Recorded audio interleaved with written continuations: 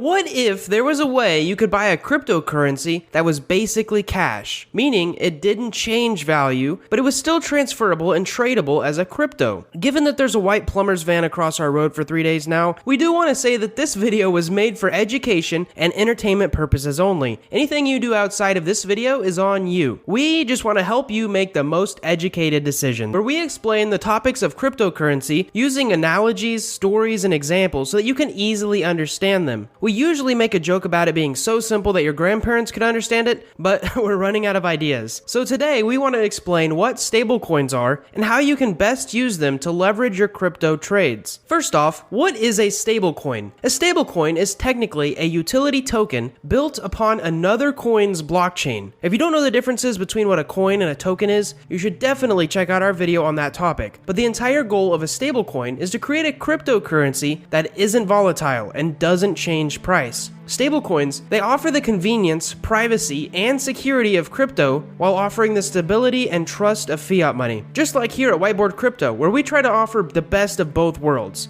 Education about crypto, and entertainment using stories and examples. That way you're not bored through the entire video. By the way, if you haven't already, you should click that like button because it helps keep our motivation to create more videos stable. A stablecoin is pegged to the US dollar and should always equal $1, theoretically. Bitcoin, the first cryptocurrency, was actually created to be used as a store of value. However, since it's not widely adopted and there aren't very many regulations on it yet, the price fluctuates a lot. So much so that it is classified as a speculative investment. So what if you want to store money using crypto technology, but you don't want to risk your investment with the price fluctuations of crypto in today's world? Well, you can use a trusted stablecoin. Before we get too deep into stablecoins, you first need a refresher on the differences between a centralized exchange and a decentralized exchange. A centralized exchange is an exchange that is owned by one entity, like Coinbase, but they allow you to buy and sell cryptocurrencies. Since they are a company, they are technically regulated by the government that they answer to. On the other hand, a decentralized exchange is an exchange that is not run by a company. Instead, they are ran by code. Changes to the exchange only happen when the code is changed. And due to their decentralized nature, a government cannot regulate, control, or even shut them down like they could do to Coinbase. Using stablecoins, you can trade back and forth from Ethereum to a stablecoin, from that stablecoin to Bitcoin, from that Bitcoin back to another stablecoin, whenever you want using a decentralized exchange. This way, you don't have to pay as many fees, you don't have to wait as long, or you don't have to worry about the government tracking or canceling your transactions as if you would have to do as if you used a centralized exchange. Now this is actually a really good advantage of stablecoins. Let's say you purchase 100 Bitcoins for $100. Bitcoin then goes up to $10,000 per coin. So you sell 50 Bitcoins for $500,000. So you trade 50 of those Bitcoins to DAI or USDC, which are stable coins, for $500,000. And then you hold it when you can then buy back at a lower price. It's almost like a cryptocurrency savings account. Stable coins are also beneficial when investing on platforms like Aave or Compound, where you can actually earn interest on your crypto assets because you don't have to worry about the price fluctuations. 20% APR in Ethereum does not matter if Ethereum drops by half. However, 20%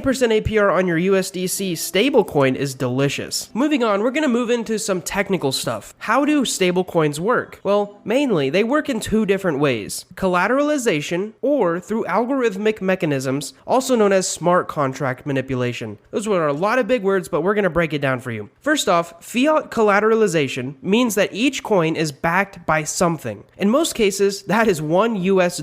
In some, though, it's other countries' currencies like the euro or even gold. Tether is in fact one of the most major companies that released their USDT stablecoin using fiat collateralization. Now there are some rumors that they do not have $1 for every USDT that they have minted. Kind of like there's rumors like you haven't subscribed yet, but we'll get onto that later. The pros of a fiat collateralized stablecoin is that they are quite stable, much more than the alternative. However, they do have problems. The first is that the money required to put up for each USDT cannot be invested. This could mean millions of dollars for that company that are not not earning interest. Another problem is someone at the company could embezzle or steal a bunch of that collateral. And one last problem, specifically that Tether faces, is that it's very difficult to prove that you own the total amount of collateral. Let's move on to the second method, because as an alternative to the fiat collateralization method, some stablecoins are controlled by smart contracts. Some people call this algorithmically pegged stablecoins. Now, the benefit of this method is that it is very easy to audit. You just take a look at the smart contract code. Another benefit is that there's no physical assets to steal. However, some of the problems can seem much worse. Smart contract controlled stablecoins are usually much more volatile, simply due to how they work. What they do is they must manipulate the supply of their coins to adjust the price. Now, the algorithm differs among each stablecoin, but there are three main algorithms. We may actually make an entire video about these three specific algorithms. One changes the amount of coin in your wallet each time that you check it so that the value stays roughly the same, $1. The second system uses a money printer and a bond reward system to adjust the price to $1. A third is very similar to the second, however, it uses something called coupons. Again, you should click that subscribe button if you haven't already and turn on notifications because we will be coming out with a video specifically on these three algorithms and how they work. Moving on though, how do you buy a stablecoin? In short, stablecoins are bought and sold on exchanges, both centralized and decentralized. It's very easy to buy Tether or DAI or USDC on a centralized exchange like Coinbase or Gemini. Another method is you could buy something like Ethereum on Coinbase, transfer it to your private wallet, and then use a decentralized exchange like Uniswap and trade that ETH into a stablecoin. Now it's time to be a little more pessimistic around the topic of stablecoins. While stablecoins do have good traits around them, there are a few things that you should think about before fully ditching your savings account and tossing all your savings into a stablecoin. First is the lack of insurance. When you put your money into a bank, savings, or checking account, it is actually insured by the government, at least if you're in the USA. Some banks are FDIC insured, meaning they'll repay up to $250,000 worth of money that is stolen or lost from the bank to you. Stablecoins do not have this advantage yet. If a company that started and is operating that stablecoin goes bankrupt, then you'll most likely lose all of your investment and be left empty-handed. Secondly, we have to bring back up the collateralization issue. Remember how we said that there were rumors that Tether may actually not be backed by true cash? If they aren't, and that scares people, the price could fluctuate a lot. It could even cause it to be unpegged to $1 because Tether is only worth what people think it is worth. And right now, that is $1. If the belief changes, then the value changes. So coming to a conclusion, stablecoins are a great advancement for cryptocurrencies at the current moment, and we're excited to see where they go from here. If you're putting your money into them, we recommend to be cautious and as always do your own research. As we end this video, we want to thank you for watching this video. We hope that you enjoyed it. We really hope that you learned something. And most importantly, for the YouTube algorithm, we hope to see you next time.